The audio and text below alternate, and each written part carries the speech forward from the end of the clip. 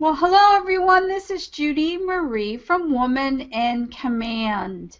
And today I have with me a really special guest, and I'm really happy and excited about interviewing her because I'm real curious about her lifestyle and what she's going to share with us today. I think a lot of us have always wanted to live the freedom that Trisha Barnes is living. So I want you to meet Trisha Barnes, and Trisha is a former executive assistant who kicked off her heels and gave away her skirts and wears flip-flops and jeans and works from home. And she happens to be living in a pickup camper, so she blogs about this experience with her partner Bruce.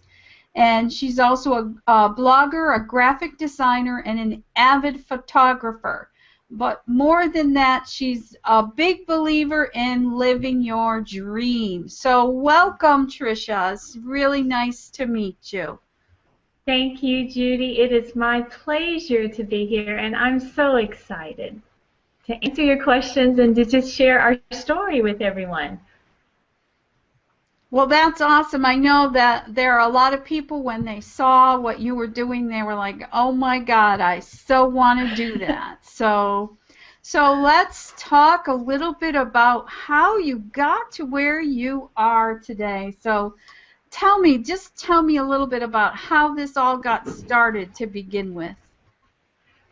It started when Bruce and I got married 6 years ago, and we started talking about dreams, what we wanted to do with the rest of our lives, and we both shared the same dream, and that was to live and travel on the road, because there are so many places I have not seen yet. I mean, I look at the pictures on the internet and pull them up and I cry because they're so beautiful, but I want to go stand in those places. I love nature, and I'm a collector of sunsets. And so we started working on that. We thought, how can we do this? And he started working on our home business, and I stayed employed full-time as an executive assistant in order to enable him to, concentrate on that and to still have income still coming in. So it came down to we knew that we had to take steps forward. If you're going to live your dream, you kind of have to prove to the universe that you're going to live your dream. And so it involves taking steps.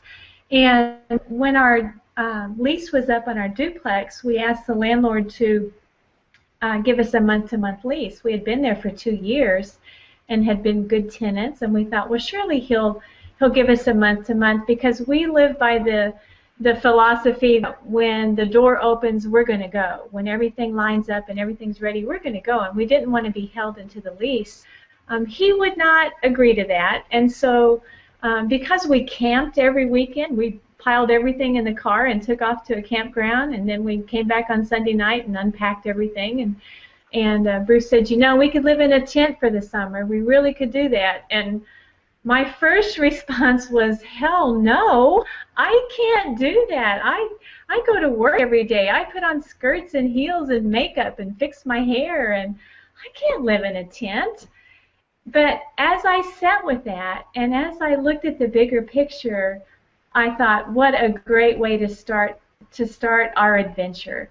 And so we did that. We got rid of everything that we had, and we moved into a tent right on the Missouri River, and we lived there for 4 months, and it was the most glorious experience I have ever had. It was simple living, and it was living out in nature. And when we had to pack up and go back inside because winter was coming and it was too cold, I cried. I did not want to leave that place. It was paradise. And so, when you do take steps, when you do say, I'm going for my dream no matter what, I believe doors open, and they keep opening for you. So the next spring, the campground owners called us and said, we'd like for you to be camp host, but you'll have to have a camper if you want to do that. And we thought, okay, we don't have the resources to buy a camper, but we'll just see what happens here. And the very next day, I kid you not, the very next day, a friend of ours, a coworker of mine, came to me and said, "Hey, I've got a camper I think you'd be interested in." And I said, "Oh no, we can't. We're not going to take out a loan. We don't have the money in savings. I'm pretty sure we can't do this." And he goes, "Oh yeah, we need to talk about this. We really need to talk about this." And it ended up that he sold us the camper. We made the payments to him. We didn't have to take out a loan. And because we were camp hosts, this is a really cool gift that we received as part of, walking in faith is what I call it. Because we were camp hosts, we got free rent and utilities, for our services there. And as it turned out, with the payments that we made to him, our monthly payments were $100 less than what we've been living in the duplex. So that was like an added bonus. So we've been there for 4 years. We have lived in a pickup camper for 4 years. And some people are just shocked that we would do that. And others are like, "Oh, wow, I so want something like that." A lot of people can't believe that we're happy and content in such a small space. But that's just who Bruce and I are. We like simple living, and we don't like having a lot of stuff, and small is better for us. So it works great for us. So that's our story. We're getting ready to pull up and hit the road. Our dream, the next step of our dream, is to live on a never-ending road trip, and we are taking off in just 2 weeks. And we do not have a destination in mind. The open road will be our home, and I am so excited about that. So that's what we're getting ready to do next. Wow, thank you, Trisha. That is amazing, and I can tell that you really love what you're doing, and it suits you. And I know myself, I would love to live on the road like that as well. Now, if I could do it in a camper truck, I'm not sure, but I could seriously think about it. So I have just a few questions for you, and I'm hoping that this will answer some questions for our audience as well. So, okay. What is the very best part of living the RV lifestyle so far? Wow. In one word, it would be freedom. And that freedom for me, that means that I don't have a house to take care of. I can clean this house in 10 minutes. Wow. I don't have the grass to mow. I don't have a yard to take care of. If the weather, being on the road, if the weather isn't suiting us, we can go somewhere else. We don't have to put up with snow and ice anymore. Other pluses are, if you go visit family and friends, as we intend to do as we travel around the country, we can still sleep in our own bed. We don't have to sleep on the fold-out couch that just kills your back. And let's see, what else? And probably the most glorious thing about it, though, is that, no, we have a TV. We don't need one because we go outside. Nature is our entertainment. And I watch sunsets. I watch the river flow by. We dance under the stars. We don't watch that TV show Dancing with the Stars. We just get out and dance under the stars. And I listen to the symphony of coyotes and owls and train whistle. And that's how we live. And it's simple living. It's, that's what it means to me. Wow, that is amazing, and I love that, dancing in the stars and with the stars. That's amazing, and it's true. I think we forget how splendid nature really is because we get locked into our little square boxes and with our little amenities. Which brings me to my next question: how hard was it to get rid of all your stuff? And, what did you do with some of the sentimental things like pictures or heirlooms or keepsakes? Now, you have to realize where I come from, because I am a totally different person now than I used to be, because when I was raising my 4 kids, and we had a 3-bedroom house, we had a full basement, and it was packed to the brim. And I could have been a flea market. Every nook and cranny, all the wall spaces were filled. I mean, that's just how I lived, and I loved that.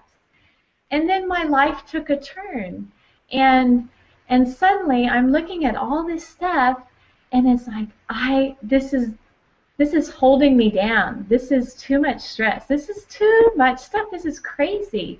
In fact, I read there's a book out that UCLA did a study on 32 families and their lifestyle and all, and they were in the book they talked about the material accumulation that is so prevalent in our country. And I have to share some of this because it's pretty astounding. 75%, now these are the 32 families that they studied in depth. 75% of these families didn't even park their car in the garage. And you know why? Because their garages are full of stuff. Been there. I've done that. It said 32 of the families. Overall, for the average, there were 212 CDs and 99 TVs. And in fact, many of the families had more TVs in their house than they had family members. That is craziness to me. People don't, they said the families still use their yards. You know, you look at these, go through these neighborhoods that we drive through to get here. I mean, we're here in Bruce's aunt's house right now because she has good internet here, and I wanted to have really good, a good stream for the interview. But you look at all the yards, and they've got, you know, there's pools, and there's landscaping, and there's fences, and there's backyards, and there's lounge furniture. In this study, the family spent 50% of their time watching TV. They didn't even use what they had to get outside, and that's incredible to me. So when I read those kind of things, I go, I know, I've been there and I've done that, and I got rid of that stuff because we do tend to accumulate more and more and more. So the time came for us to go move into the tent. It was quite an adventure, and it really was not that difficult to do because I knew where we were going. You know, I knew that the journey that we were on, this was just part of the process, and I kind of delighted in doing that. The difficult stuff was, yeah, the sentimental things, but you know what I did? I took each dish, you know, that came from my mom, my grandma, or each thing that had sentimental value, and I had 4 boxes lined out there, one for each kid. And as I wrapped it up, I stuck a note in it, and I said, this is where this came from. It was your grandma's, and this is what she said about it. My kids don't realize right now what a gift that was because they haven't gone through that process of when a parent dies and you have to clean out their house. Mm-hmm.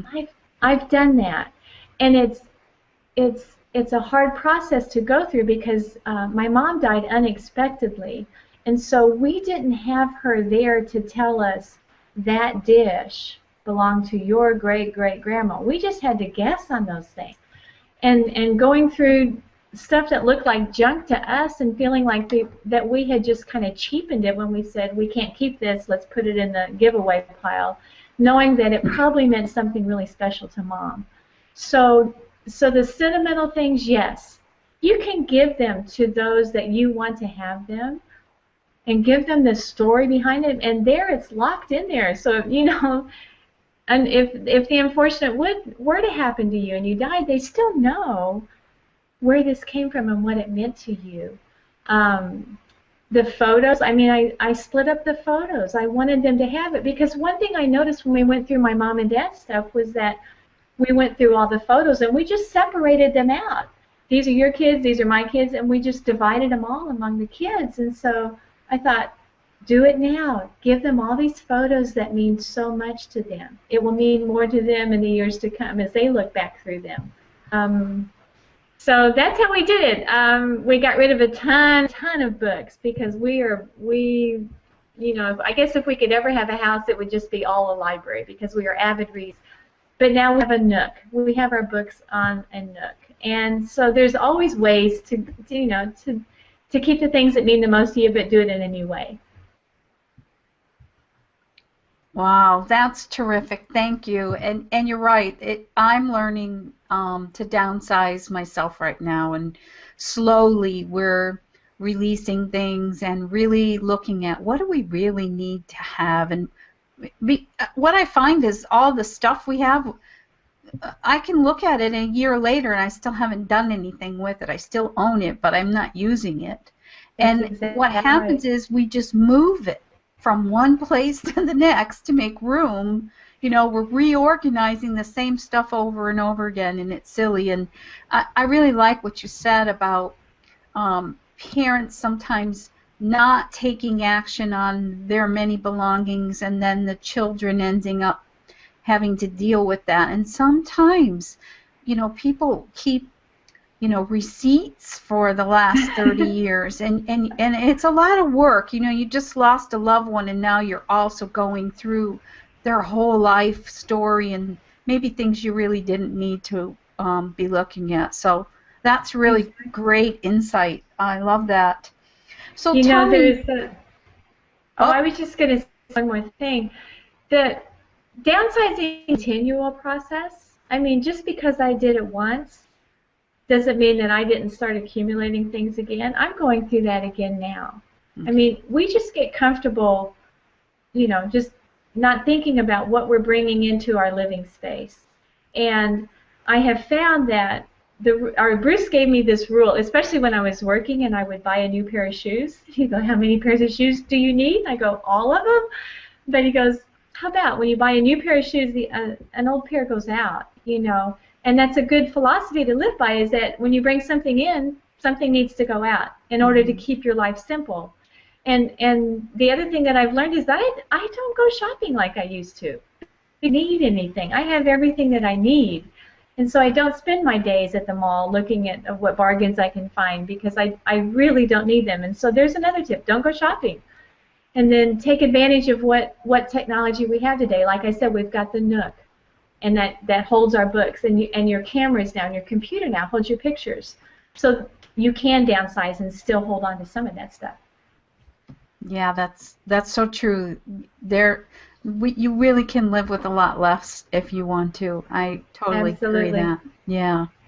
All right, so tell me then, what was the biggest thing you had to get used to, and what do you really miss the most? I haven't missed a thing. Okay.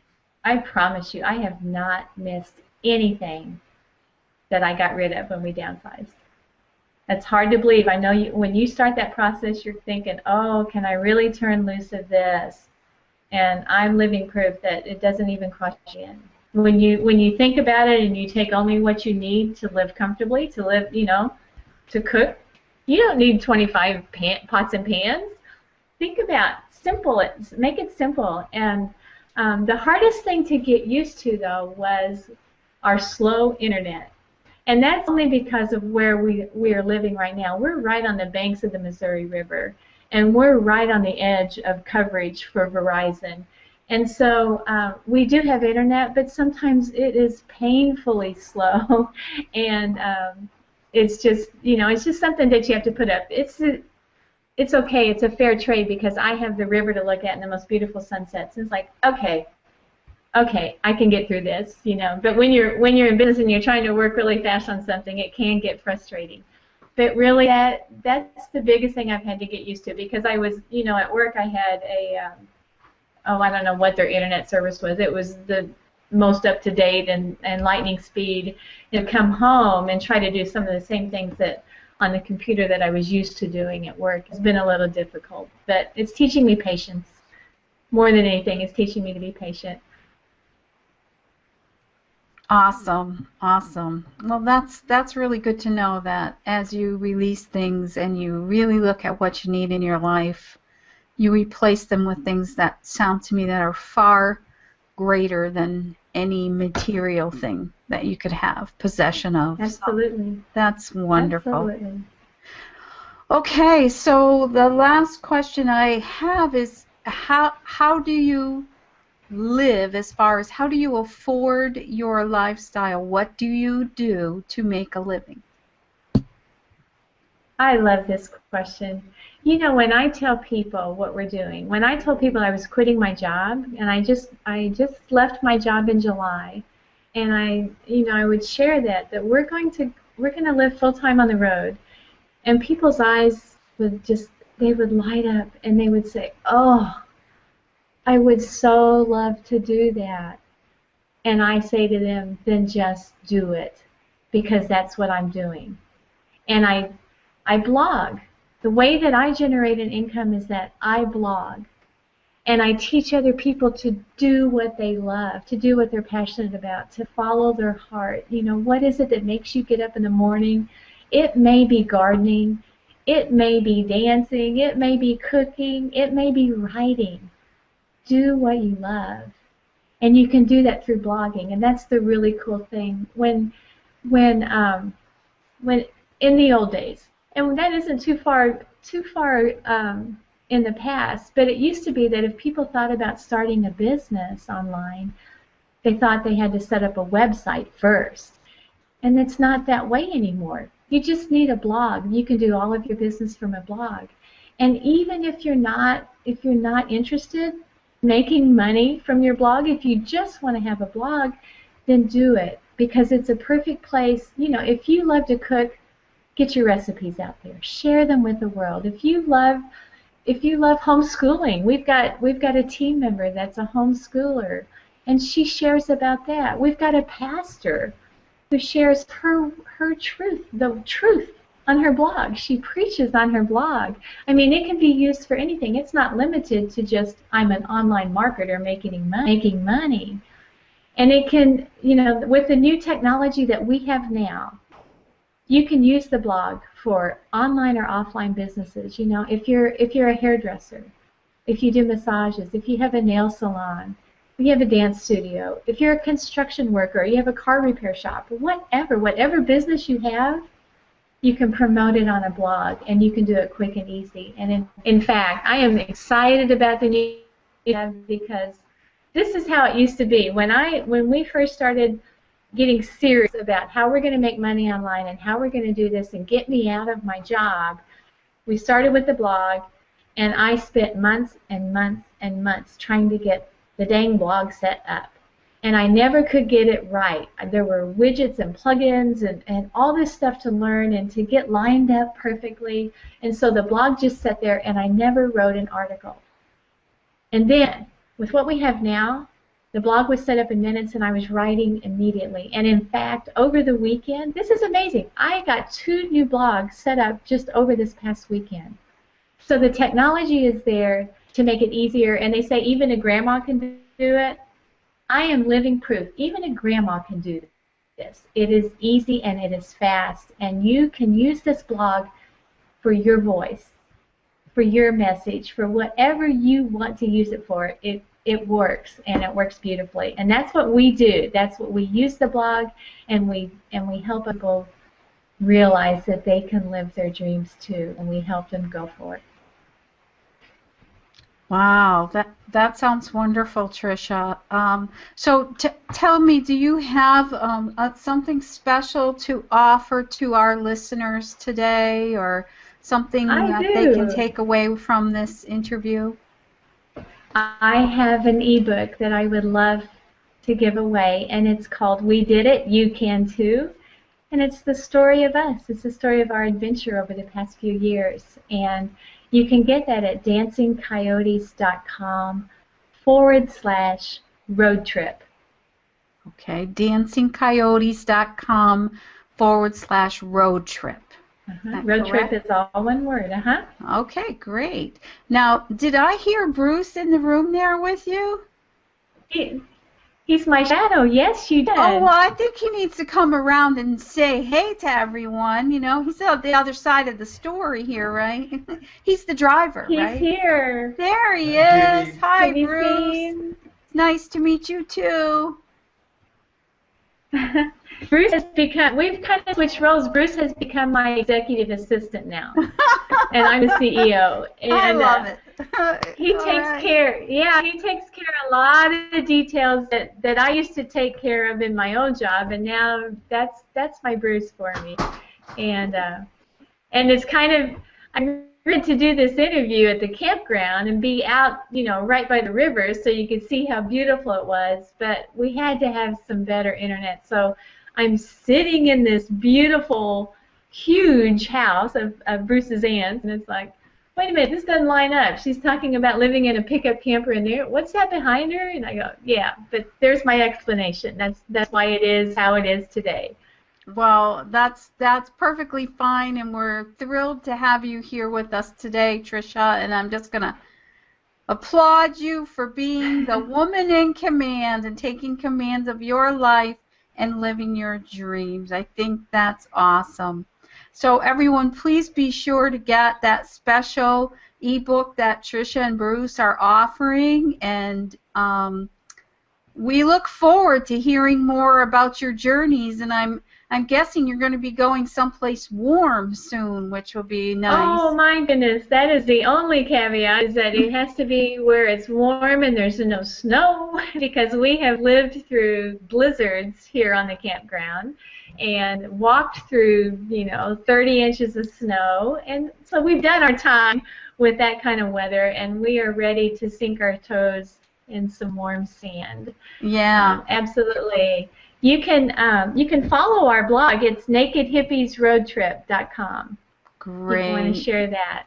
Okay, great. And you can go see the blog that I'm talking about. See what we do there. nakedhippiesroadtrip.com. Yeah, we'll keep an eye on what you're up to and probably be jealous of you too. All right, just Trisha. remember, if we can do it, you can do it too. It's out there. That's right. Thank you again, Trisha. Thank you.